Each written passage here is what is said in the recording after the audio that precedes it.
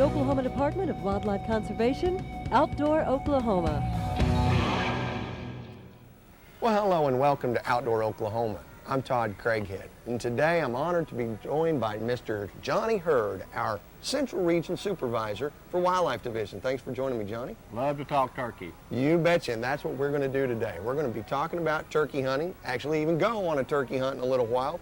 But Johnny, I think you once told me that you have the distinction of being able to say that you hunted the very first season that Oklahoma had, and you've hunted practically every one since. I think that's true, both for the western bird and the eastern bird. My goodness, and those were in the mid-60s. Mid-60s for the western and in the 70s for the eastern bird in southeast Oklahoma. My goodness, you know, in nearly 4 decades of being involved in turkey hunting, whether it's a biologist's perspective or a hunter's perspective, tell me what's changed. The number of birds that we have today is one thing that's changed a lot, and then I've got Mr. Lynch in my hand here. Yeah. When I went on my first turkey hunt and went to wherever I went, probably a Gibson store, to look for a turkey call, this is all we could find was Lynch. There may have been in other states, but that's all we could find in Oklahoma. And since then, if you look across this board that we're looking at here, when you look at the number of box calls and mouth calls and flake calls and tube calls and wing bone calls, there's a lot of technology there. Sure, and you know, Bass Pro Shops here, I think, has one of everything. I think you're probably right. You know, you mentioned that the bird numbers have certainly increased exponentially over the last 40 years or so. And I'd like to probably give you and our Wildlife Division most of the credit for that, too. Well, I think when you started out with the trap and transplant program, I think probably the real credit goes to the department, but the real credit goes to the people that were located in those particular places where they were able to have the support of the landowner to be able to trap and transplant those birds. That's where their credit really goes to the people who lived there, and both parties had enough respect for each other to allow us to trap and transplant those birds. That's exactly right. Well, what do you say we, in honor of all that work that's been done over the last 40 years, let's join a couple special hunters today, Mr. Russ Horton and his daughter Alysse, as they go turkey hunting in western Oklahoma.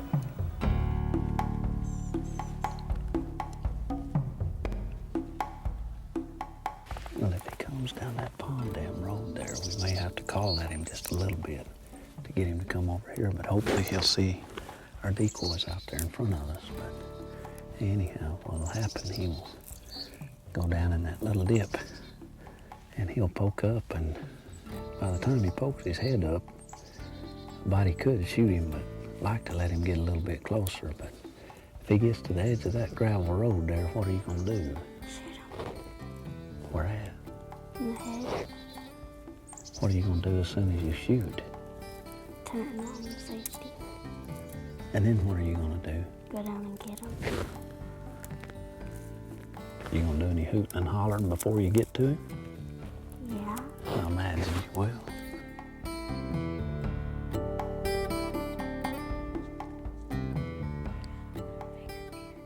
Alysse is one of those young hunters that was fortunate enough to have already taken a jake for her first bird last year. And before this season even started, she told her dad this time that she wanted to hold out for her first longbeard. As luck would have it, guess what showed up? But any experienced turkey hunter can relate to how exciting even having a small flock of young jakes at point-blank range can be. And even though a jake is a legal bird, it shows a lot of maturity for our 12-year-old hunter to pass on these.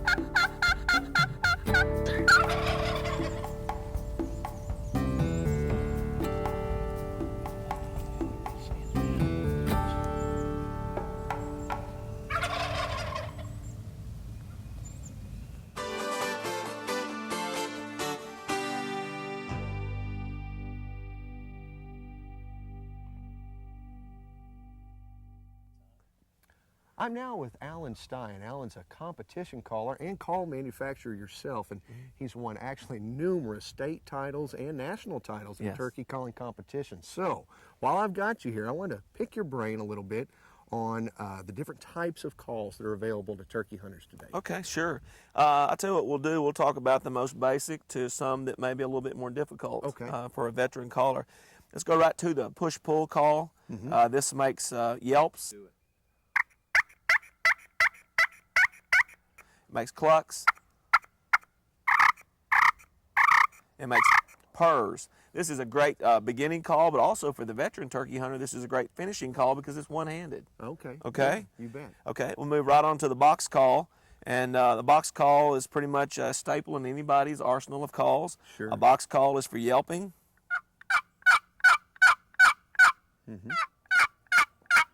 For clucking. For tree calls. Okay, so that's a really nice, simple call to use. And if we go to a box that's just a little bit longer, we can get a higher pitch.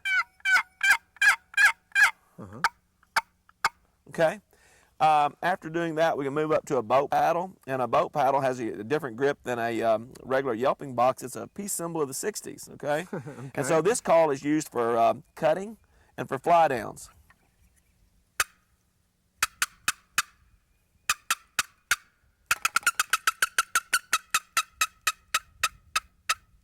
And we'll progress up to a Virginia-style scratch box. A little harder to use, two pieces, two separate pieces.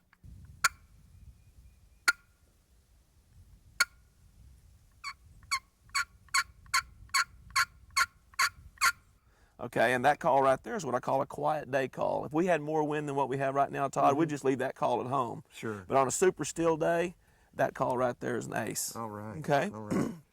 Let's move on up to the mouth calls. We've got a diaphragm call here. That's a staple item in any turkey hunter's arsenal because this is a good finishing call, a good all-around call.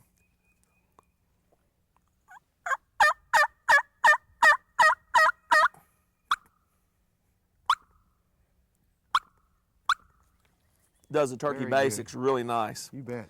Also, if you can't use the diaphragm, we've got a tube call.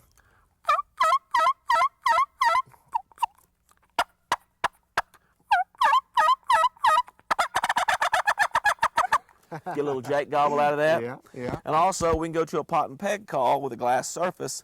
And this call right here is a good all-weather call. In fact, you want to get an all-weather striker instead of this walnut striker I have. But get a good man-made all-weather striker. Okay.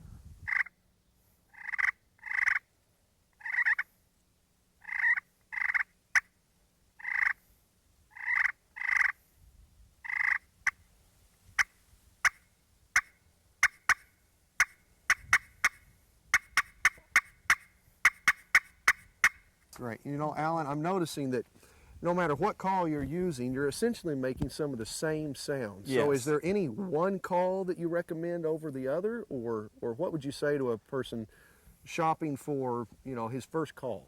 Well, I would say, and I'm not saying this because I'm a call manufacturer, but I'm saying that a guy wants to have an arsenal of calls, okay? When a golfer goes out, he has more than one club. Sure. So sure. again, you may have a favorite club, but learn how to use 5 or 6 or 7. Okay, that's why they make those turkey vests with so many pockets. That's right. That's right. That's why they weigh 50 pounds. Yeah.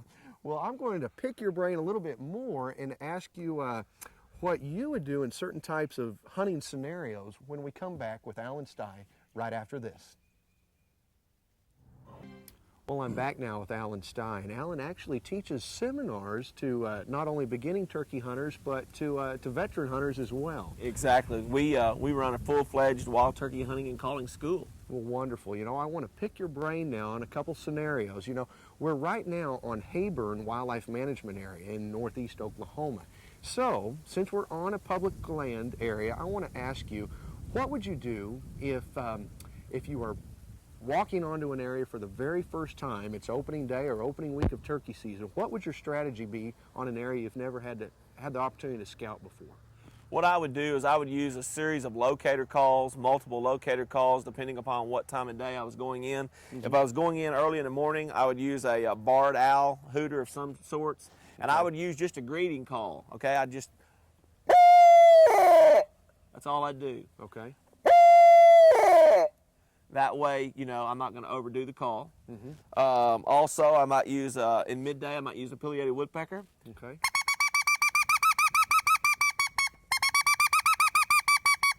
Okay. And also, I might use a coyote later on in the afternoon.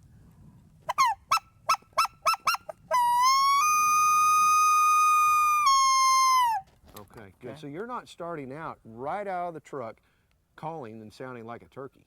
Absolutely not. In fact, one of the worst things you can do on public land early, pre-season, is come out and run your turkey calls on public grounds. That's one of the worst things you can do. That's right. Okay, good. Well, you know, it's rare that you would ever have a day in Oklahoma when the wind's not blowing. That's right. And that's one of my most challenging scenarios in the springtime is trying to combat the wind here in Oklahoma. What do you do? Well, what I would do is I'd recommend to the caller, get a good glass call, get a good all-weather type of pot and peg call. Also, get a nice boat paddle call. What I do, my strategy is I call, when I first sit down, I'll call about a medium range for 5 solid minutes. And I'll shut up for 25 minutes, okay? And if I don't get anything there pretty quick, or at least to hear a gobble or anything in the wind, then I take my calling and I run it to the max, as loud as I can for 5 minutes. Okay. Again, I wait for 25 minutes. And what will happen is towards that last 5 minutes of your 25-minute waiting period, you'll hear a gobble or a bird will walk in on you. So be patient. It's a lot about waiting in the wind, but when you do call in the wind, do call loud. Scream, you know, scream with your calls. Good, good. Last situation here for you.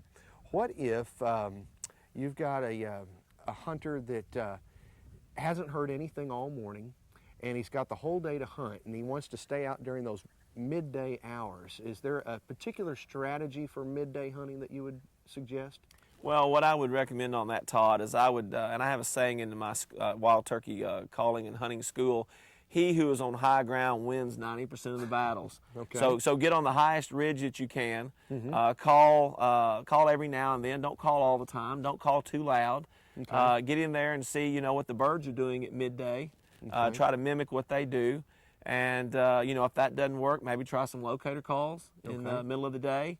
And basically, you know, let the turkeys bring the hunt to you. So many hunters try to take the hunt aggressively to the turkeys.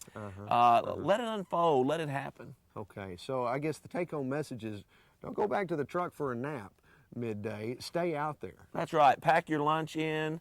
Be prepared to stay the whole day, because I tell you, you know, on public hunting grounds, some of the biggest, or anywhere in Oklahoma, private hunting grounds, some of the biggest toms are killed between 10 and 2. Very good advice. Well, I'm certainly excited for spring to roll around.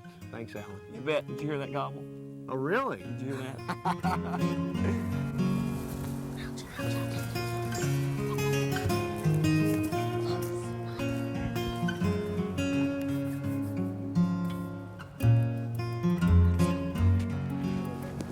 Miss Alysse, here we are again, huh? We're gonna give it one final call. It's Tuesday. Before season closes this Thursday. Well, we've kind of changed venue here. We've moved the blind over where a lot of those birds that we were seeing earlier were going. Hopefully get a little closer to them. We're fighting a devil of a wind here this afternoon. We'll sit here and let things settle down, and we'll hit that call and see what happens. What's your responsibility this evening? Shoot one. There you go. Are you going to be picky? Nope. No. Just first gobbler that comes up, let him have it. That's kind of a good idea this late in the season. And the way things have been going, I think it's a good idea. Just if we get one that's legal out there in front of us where we can get you a shot at him, let's just see if we can't get this wrapped up. How about it? All right.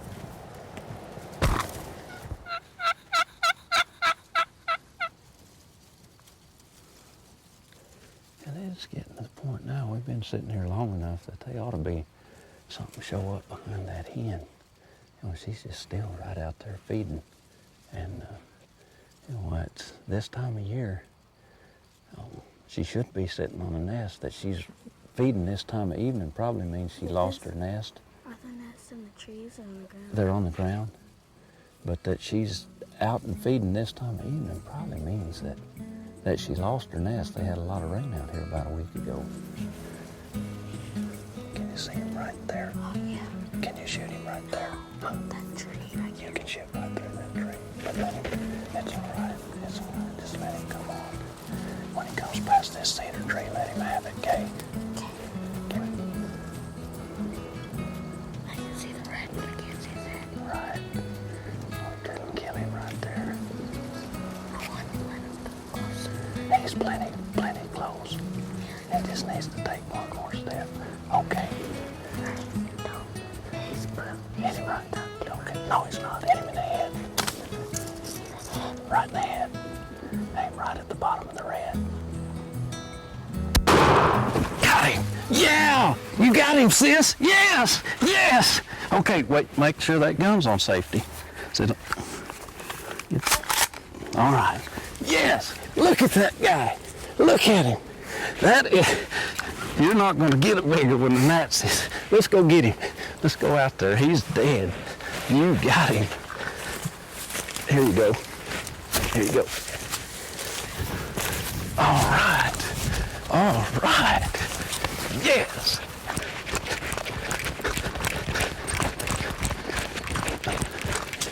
Look at him. Good. Look at the beard. Look at that. Big. How long you think that is? 8 inches maybe. 8 inches? Maybe. It may be a little bit longer than that. Anyhow, you done all right. You done all right. I don't have to have that mask anymore. Look at there, see those wings where he's been strutting? You know, that bird, he's got the tip end drug off those wings. Let's look at this tail fan spread. Oh, look at that pretty fan. That'll look nice on your wall, won't it? No, did this fall out of it? Yeah, that one come out. That's probably one of these bottom ones. Boy, isn't that a bird? Big. He doesn't have much spur. It looks like his spur may have quit growing for some reason.